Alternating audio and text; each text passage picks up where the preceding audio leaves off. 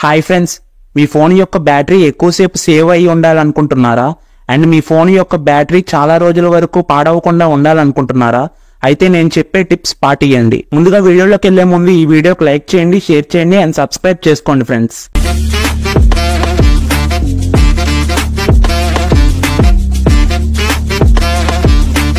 First మన phone బ్యాటరీని కాపాడుకోవాలంటే మనం ఒరిజినల్ ఛార్జర్స్ యూస్ చేయాలి. ఎందుకంటే మన ఫోన్ బ్యాటరీ కెపాసిటీ తగ్గట్టు ఆ ఛార్జర్ ఉంటుంది కాబట్టి. అండ్ నెక్స్ట్ ఇది మన ఫోన్ కి 20% తగ్గకుండా ఛార్జింగ్ పెట్టాలి. దీనివల్ల మన ఫోన్ బ్యాటరీ హెల్దీగా ఉంటుంది. And next me phone display AMOLED display అయితే డార్క్ మోడ్ ఆన్ చేసుకోండి.